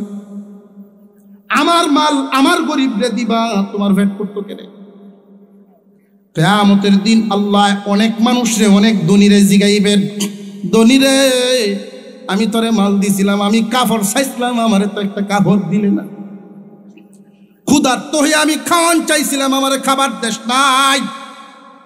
আল্লাহ এইগুলোর থেকে তো আপনি পবিত্র, খাওয়ান কাপড় এগুলো তো আপনার লাগে না। মনে নাই অমুক গরিবে যে চাইছিল, ওই গরিবের হাতটাই আমি আল্লাহর হাত। আল্লাহর ওয়াস্তে কেউ যদি হাত বাড়ায়, আল্লাহর ওয়াস্তে মানে আল্লাহর জন্য, আল্লাহর ওয়াস্তে হাত বাড়াইলে এই হাত ফেরত দেওয়া যাইবে না। মনে রাখবেন, ওয়া আম্মা বিনিয়ামতি রাব্বিকা ফাহাদ্দিস, যারে যেই নিয়ামত দান করেছি এই নিয়ামতের শুকর আদায় করেন। দোস্ত, আপনারে নিয়ামত দিয়েছি, নবুয়তের নিয়ামত, সুতরাং নবুয়ত আপনি বন্টন করতে থাকেন, হাদিস বর্ণনা করতে থাকেন। আপনার উম্মতদের যাকে যেই নিয়ামত আমি দান করব, তারা যেন সেই নিয়ামতের শুকর আদায় করে। দুই পদ্ধতি কয়টা? আরো জোরে, জোর হইছে না? শীতকালে রং লাগতে পারি। একটা হইল কওলি আর একটা হইল ফেইলি। মুখের মাধ্যমে শুকরিয়া, কাজের মাধ্যমে শুকরিয়া। আল্লাহর দেয়া নিয়ামত যেন তোমার কাজের মাধ্যমেও আদায় হয়। তুমি গরিব আসলা, এখন আল্লাহ ধনী বানাইছে, কিরভিন নাম সাইড দিয়ে আগের কাপড়টি বদলাও। মানে মানুষের পাঞ্জাবি বলতে বলতে বলতে বলতে উঠে থেকে উঠে এইটা আর বদলা না, আছে না নাই? এরা কৃপণ। আল্লাহ নিয়ামত দিছে, এই নিয়ামতের চিহ্ন, আল্লাহর দেয়া নিয়ামতের চিহ্ন যেন তোমার মধ্যে পাওয়া যায়, নইলে তুমি নাশকর বান্দা। আগে যে সময় আসিন না বৈরালি, ওহনো বহিরি কৃপণ। আর একটা কাজ হইল কাজের মাধ্যমে আল্লাহ যারে যেই দায়িত্ব দিচ্ছেন এই দায়িত্বর হক আদায় করে দায়িত্ব পালন করার মাধ্যমে, মৌখিকভাবেও ডিউটি পালন করেও, কাজের মাধ্যমেও আল্লাহ যেন আমাদের আমলের তৌফিক দেন, বলুন আমিন। প্রশ্ন রয়েছে না? রয়েছে না? দাঁড়ায় রয়েছে, দাঁড়ায় রয়েছে, ভিডিও আছে, আমরা বানাই দোয়া করে আলতাছে, প্রশ্নটি রয়েছে বাচ্চা। এই প্রশ্ন আমি তিনটা কই, চেষ্টার বন্ধু কাজটা তো সব শেষ আলহামদুলিল্লাহ, আর তো কোনো কাম নাই, আল্লাহ রাসূল তো চাও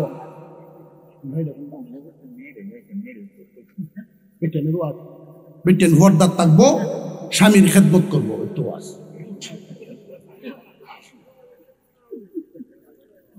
মহিলা মা বোন, যেই মহিলার উপরে স্বামী খুশি তার প্রতি আল্লাহ খুশি। আমার কথা না, হাদিস, নবীজির হাদিস। আসমানের নিচে জাতি দুইটা, পুরুষ নারী। পুরুষ জাতির উপরে আল্লাহ এবং রসুলের হুকুমের পরে মা বাবার হুকুম, আর নারী জাতির উপরে আল্লাহ এবং রসুলের পরে স্বামীর হুকুম। কোন ব্যক্তি যদি কয় হুজুর এটা বিড়ি খায়, কি তা শুনতাম এর কথা না, মুক্তি আইয়া না, হয়নি না? হয় না? জামাই যে মুক্তি হয় না। মাগো, তোমার স্বামী তোমার জন্য সবচেয়ে বড় পীর, সবচেয়ে বড় পীর। এই স্বামীর পাও দয়া দিবা, আব্দুল কাদের জিলানির পাও দেওয়ার চেয়ে সব বেশি। কেউ যদি এর ভুল ব্যাখ্যা বা করতে পারে, আমার সেই হক। নবীজির হাদিসে আল্লাহর রসুল যে জায়গায় বলছেন, ফাতেমা আমি মুহাম্মদ ডাক দিলেও আসবা না আলীর অনুমতি ব্যতীত। কত কঠিন কথা, বুঝে আসতেছে? আমরা মা বোন এটা বুঝে না, জামাই সাথে বলে কাজে লাগবে, কিলাইলি লাগবে, ওরা সব বনাশ করছে। বেটা দেখো বুঝায় এমনটি, বেটা ডরায় আর বুঝাইব। এটার একমাত্র কারণ সোশ্যাল মিডিয়া, জাগতিক শিক্ষার এই বেহায়াপনা, টিভি, টেলিভিশন, ভিডিও, সিডিও, ছবি, ছাপা, নাটক, নাটকে বলে মানুষের চরিত্র পরিবর্তন। এটা চরিত্র নষ্ট হয়। জামাই মারা শিহায়, শ্বশুর শাশুড়ি মারণ শিহায়। কিতা কিরণ মালা না কিতা একটা বেরিয়েছিল না, আরো স্টার সর্বনাশ করে পারে সংসার। কার সাথে কিনলে লাগানি যায়, হে নগে বিট্টিন বই তাই ঠিক তো। মাগো, এতটুকুন সময় স্বামী কাছে বৈশা থাকো, স্বামী স্ত্রী একসাথে যদি গড়ে বইয়া শুধু আলাপ করে, স্বামী স্ত্রী একসাথে বইয়া আলাপ করতেছে, আমার আল্লাহর কাছে দেখতে খুব ভালো লাগতেছে। আদম হাওয়ারে জুরায় বানাইছিল। আদম হাওয়ার বংশধর এই দুইজন বড় এক রুমে বইয়া গপ করতেছে, আল্লাহর কাছে খুব ভালো লাগে। নফল নামাজের সব দেয়,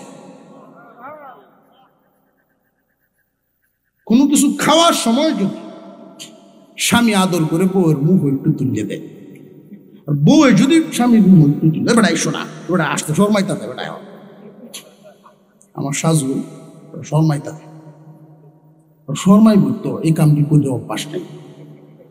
আচ্ছা ময় মুরব্বী যারা আসো, আমনে আমার দ্বারও আসো, মতের মানুষ আমনে পঞ্চা বিয়ার দিন আপনার হিয়াইছিল এই কথাটা, হিয়াইছিল এটা কইতো দুধ বাত, হ্যাঁ দেও দেও দিলে দেও, হে মুখ দেব দিত না, দিছে টিহে সম্মান হে মেয়ে ভিডিয়া আরো জোরে কর দিছে, এইটা ওই মুখে খুঁজে দিতে হবে ঘুমটা কার মুহ যাইতে হয়ে গেল জানে দেখছেন। এর দ্বারা এটাই বুঝাইছে, এই ছেলে এই মেয়ে তোমাদেরকে আজকে আইন ভাঙ্গে দিলাম, এই যে শিখায়া দিলাম, এই শিক্ষা মরণের আগ পর্যন্ত যেন থাকে। নামাজ পড়ায়া দেয় মানে এই না যে এই নামাজেই শেষ নামাজ। নামাজ পড়ায়া দিয়ে এটা বুঝাইছে মুসলিম মিল্লতের উপরে তোমাদের বিয়ে হয়েছে, নামাজি জিন্দিগি, নামাজি পরিবার হিসেবে তোমাদের জিন্দিগি চলবে, এটা বুঝে আসতেছে। আমরা এই আধা ঘন্টার যে অনুষ্ঠানটা শেষ করে এরপরে আর এটা মনে নেই বুঝলেছি। কোন স্বামী যদি স্ত্রীর মুখে, স্ত্রী যদি স্বামীর মুখে কোনো খাবার উঠায়া দেয়, যেই খাবার উঠায়া দিল এক লোকমা বাপ, এই লুকমা সম পরিমাণ স্বর্ণ আল্লাহর রাস্তায় সদকা করার সওয়াব আমল নামায় দেয়। আল্লাহু আকবার বলেন। মায়া মুহাব্বত, স্বামী স্ত্রীর মুহাব্বতটা এটা জান্নাতি একটা নিয়ামত, জান্নাতের আলামত। জান্নাতি যত নিয়ামত এটার একটা আলামত। কারণ এই জান্নাতি গজব গজব না দিল যে বলিবারে বলিবারে বউ দোয়া করে আল্লাহ টাটাটা হতো, টাটাটা হতো মাইল্লা টাটা, এটা কোন কালার বুঝতারি না, মাইল্লা টাটা না। আল্লাহ হেফাজত করে বলুন আমিন। মহিলা মা বোনদেরকে সহি বুঝদান করেন। স্বামী স্ত্রী দুইজনে মাঝে মাঝে কেলমাসকারাম করুন। আপনার দুইজনের ভিতরে মায়া ওহন এমন একটা আলাইছে বউয়ের সাথে না, বউয়ের সাথে খুব উজুনি উজুনি কথা করবো, ফির হুজুর মতো থাকবো, হালিরার সাথে ডং করবো, আছে না নাই? এখানে যারা আছেন আপনারা গার্জিয়ান, মেয়ে যার কাছে বিয়ে দিচ্ছেন এই মেয়েটারে লইয়ে ঘুরবো, সুটটারে লইয়ে দুলাভাই সাথে ঘুরতে দিতা। আপনি ওয়াজ আইছেন, শিক্ষা তো গেলেন, সাবধান। বিয়ার দিন বরজামাই কই বউরে তুলে কুলোরে দেয় তো গা, দুলাভাই কুলোরে দেয় তো গা গাড়ি, এটা লুলা কি ওইটা লুলা। আরেক বেড়ার বউ কুলোরে আরেক বেড়া নিত কেন লাগে, কে শিখাইল এই নিয়ম নীতিগুলো? এই জন্য আমি বলে থাকি আমরা নামে মুসলমান হচ্ছি, ওহনো ওই আগের যুগের যে কিছু রীতি রেওয়াজ এখনো রইয়া গেছে। শনি মঙ্গলবারে গুছি দেওয়ান যেত না খেত, রব্বার দিন বাস কাটিস না বেটা। এই দিন যদি তোর মা মরে বুড়া বেড়ি রড দিয়ে দিবে মারি, কথা বুঝে আসতেছে আপনাদের? আল্লাহ ইসলামী শরীয়ত কত সুন্দর, কুসংস্কার আমাদের মাথার উপরে চাপায় রাখছে। শরীয়তের বিধিবিধান রাখছি দূরে, কুসংস্কার গুলো রাখি কাছে। ইসলাম কত সহজ জিন্দিগি। স্বামী স্ত্রী দুজন বিয়ার দিন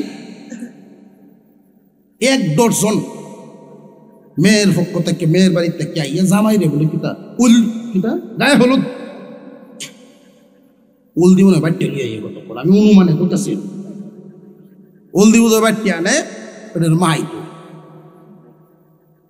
আচ্ছা গোসল একমাত্র ফোরে গোসল করানি লাগবো মুর্দা লাশের কথা বুঝছো?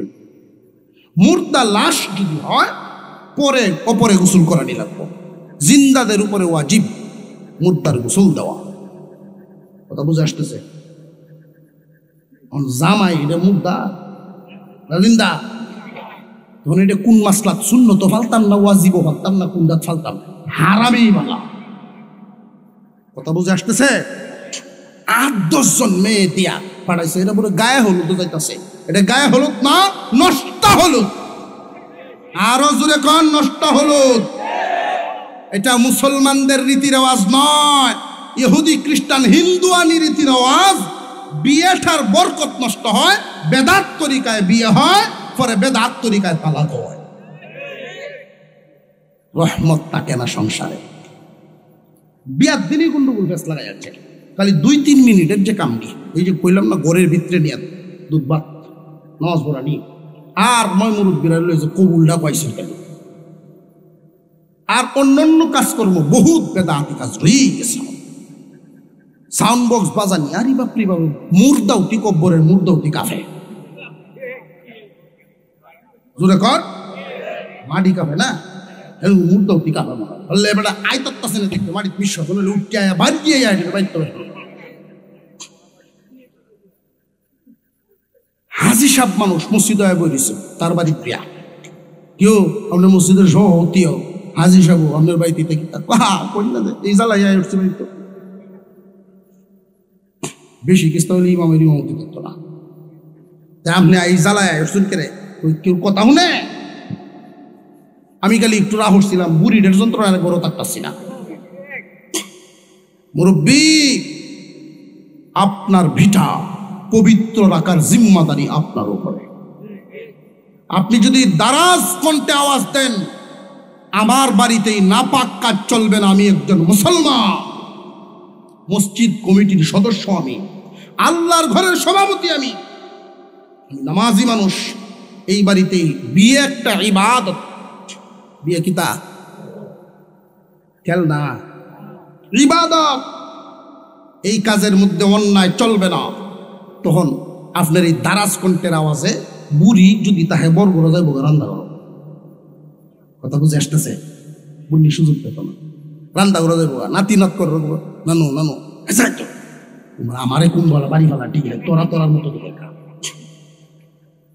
না না দাদা ডাকবো, গেলেন তো 2-3 কুদান কায়া দেখবেন সাইড দিয়া গাছের তোলে, বুড়িয়াটা তাহনের থেকে না, তখন বলা আছে আনছিলাম বক্সটি, যা ফিরত দিলা। 8-10 মিনিট বা আধা ঘন্টা 1 ঘন্টার ভিতরেই আপনার সমালোচনা করব। সমালোচনার সময় এতটুকুই, কিন্তু সারা বছর সারা জীবন বলবো যে না, আমার নানা সত্যিকারের মুসলমান, আমার নানা সত্যিকারের মুসলমান। যেই দিন থাকবেন না, ওই দিনও এই বাড়ির মানুষগুলো বলবে অমুক জিন্দা থাকতে কোন অন্যায় কামি বাড়ি তৈতাছে না, ঠিক না বেঠিক? আর যদি আপনি লিস্টিয়া লেয়া লেয়া দিন, কিও তোমার নাতি রাইতে কিন্তু আরাম বসছে, তুমি রাহো না সে তো তা জেঙ্গানটা কায়া বলতে আমার একটু ফান দে, কাঁচা সুপারি একটু ফান দে, আমি যাকে মসজিদ, ওটা মসজিদ আসছে, এটা কথা মনে। এই নাতিরাই কইব, এই নাতিরাই কইব, দেখছি কোন যে গাজি টেহাত বেজাল আছেন বোধহয়, একটু কইলে বান্ধে, না না একটু কইলে বান্ধে, খুব করা না, না না খুব সামাজিক, যাটা ইচ্ছেটা করুন যায়। কিন্তু কঠিন লোক যারা, আপনি দেখবেন সমাজে 10 জন মাতাব্বরের মধ্যে যদি 11টা তাহে সত্যিকারের লোক, হয়তো 9টায় মিললে মামলাত ফালবো, বিপদও ফালবো, কিন্তু সত্যিকার ভাবে অন্তর থেকে এই লোকটাকে ডরাইব যে সে অন্যায়ের সাথে আপোষ করে না, ওই সাথে তারে কি মন যায় না। মারা গেলে কবরে যে শুয়ে থাকবো, বাতিলরা এই রাস্তাটাতে গেলে খুব একটা বাঘ শুয়ে রয়েছে, জীবনে অন্যায়ের প্রশ্রয় দিচ্ছে, এই কথাটা বলবে। হক হকেই তাকে, বাতিল বাতিলেই হয়ে যায়। আমি সর্বোপরি যে সবকটা দিব, অন্তত ময়মুরব্বীরা যারা আছেন, একটা বিয়েকে ইবাদতের রূপ দেন, বিয়েটাকে, মুসলমানের বিয়েটাকে ইবাদতের রূপ দেন। ইনশাল্লাহ রহমত নাজিল হবে, সুখের সংসার হবে। কথা বুঝে আসতেছে? আল্লাহ বান্দারে দিত ছায়া, আমরা আনি গিয়া ইন্ডিয়া। তো ইদানিং বলে চালু হয়েছে গ্রাম অঞ্চলের বিয়া, কিশোরগঞ্জ তো আনে নাচত বাড়াও দিয়া, এটা জাডিরা আনে, এটা আবার বেড়াও না বেটিও নাউজুবিল্লাহ কন্যা। আল্লাহ হেফাজত করুক। যেই বিয়েতে রহমত নাই, সন্তানাদি খালি বুজুর্গ হইব, জুরাতে গন্ডগোল। আল্লাহ আমাদের সকলকে সহি বুঝ দান করেন, বলুন আমিন। আরো জুড়ে বলেন আমিন।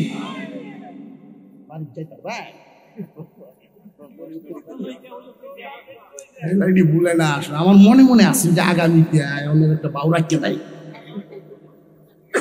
মনে হয় আগামীতে আমার একটা বাউ তৈয়া চাই। মুসলমান ইমানদার ভাইয়েরা আমার, খুব মনোযোগ। নবীজিকে প্রশ্ন করা হয়েছিল কয়টা মনে আছে? 1 নাম্বার প্রশ্ন, কোন ব্যক্তিটা সূর্য উদিত স্থান থেকে অস্তমিত স্থান পর্যন্ত আল্লাহ তার নিজের চোখে দেখাইছেন, লোকটার নাম কি? এই লোকটার নাম কুরআনের ভাষায় যুলকারনাইন। কোন নবী ছিলেন না, তবে আল্লাহ পাকের অত্যন্ত পেয়ারা বান্দা, আল্লাহর ওলি। আল্লাহ তাকে একটা মুআজিজার ঘোড়া দান করেছিলেন। তাফসীর ওয়ালায় লিখেন, ঘোড়ায় চড়ে যুলকারনাইন যখন চাবুক মারতেন, প্রতি কদমে শত শত মাইল করে ঘোড়াটা চলত, প্রতি কদমে। ঘোড়ায় চড়ে যুলকারনাইন জীবনে তামাম দুনিয়া 2 বার ভ্রমণ করছেন। আল্লাহ কুদরতি ভাবে সূর্য উদিত স্থান থেকে অস্তমিত জায়গা পর্যন্ত দেখাইছে। 2 নাম্বার প্রশ্ন, প্রত্যেক যুবক এক আধারে কতদিন ঘুমাইছিল? আল্লাহ জানায় দিলেন, দোস্ত আপনি উত্তর দিয়ে দেন 300 বছর অতিরিক্ত আরো 9 বছর। যে এটা একটা কাহিনী আলাদা, সাহাবে কাহাফের ঘটনা। কোনো এক সময় যদি হয় সূরা কাহাফ থেকে ধারাবাহিক গিয়ে আলোচনা করা, এরা ঘুমতো উঠিয়া গিয়া দোকানদারেরা দেয় মানুষটা শুধু যে পয়সা লইয়া গেছে, তো কি এই পয়সা 300 বছরের আগের পয়সা লইয়া গেল, গল্প তো হলো। আপনার বাড়ি কই? আমরা মনে হয় কোনো গুপ্তধন পাইছো, কয় কিতা আমি হান্ডা খুঁজছি বেড়া। অথচ 300 বছর অতিরিক্ত আরো। আল্লাহু আকবার। আল্লাহ এই ঘটনাটা এমন এক পরিস্থিতিতে ঘটাইছিলেন যখন নাকি মানুষ পরকাল সম্পর্কে বিশ্বাস অবিশ্বাসের মধ্যে বাসমান ছিল। আল্লাহ এই জ্বলন্ত ঘটনা দেখায়া বুঝায় দিলেন মানুষরা, রে দেখ আমি পারি, মাটি মিশলেও আমি আবার জিন্দা করতাম পারা। 300 বছর ঘুম পাড়াইছি, মরছে। প্রতি 40 দিন পরে পরে তাদেরকে করট পাল্টা হইতেন, মাটিতে যেন সাইড না খায়। ঘুমাইছে, ঘুম থেকে উঠে ফেরো ভোক লাগছে, একটারে কইছি গিয়া দেখ হালাল খাদ্য কিছু পাইলে লইয়া। এখানে একটা শিক্ষা, কি খাদ্য? দুহান তো আনলেই বটে দেখি নিলেই বলি হালাল হারাম তুই কুটা চাই বাসে করবা। আমরা যে হোটেলেও গিয়া মুরগির রান মুড়া তাদের লেখা এলে এটা জিন্দাটা মারছিন না মরাটা মর রাঞ্চে গেলা গেলে বুঝছে কেমন লাগতো না? মুসলমান হালাল খাদ্য লইয়াও, রুটি কলা, এটা তোর জবজুব লাগতো না। গিয়াই বড় ধরে ডাকছে 300 বছর অতিরিক্ত আরো। এই 9টা কেন বললেন? আবু জেহেল যে পাঠাইছে তৌরাত ইনজিলের আলেমদের কাছ থেকে উত্তরান্ত মনে হসেনি। আল্লাহ জানায় দিছেন, দোস্ত আমার, তারা যেই উত্তর আনবো হিসাবটা আপনার সাথে মিলত না। কারণ তারার হিসাব সূর্যের হিসাবে ইংরেজি মাস, আর আপনার হিসাব চন্দ্রের হিসাবে আরবি মাস। আছে না? এই জন্য দুটা কইয়া দেন ফালাইব গুন্ডা। 3 নাম্বার রুহের তত্ত্ব, ওরা নিজেরা কাফের, আল্লাহ চিনে না, রুহু কি চিনব? আপনি শুধু এতটুকু বলিয়া দেন রুহু আসা যাওয়া করে, এটা আল্লাহর হুকুমে। প্রত্যেকটা মানুষ শ্বাস টান দেয় দিয়া যখন ছাড়ে, ওই শ্বাসটা আবার আল্লাহর অনুমতি নেয়।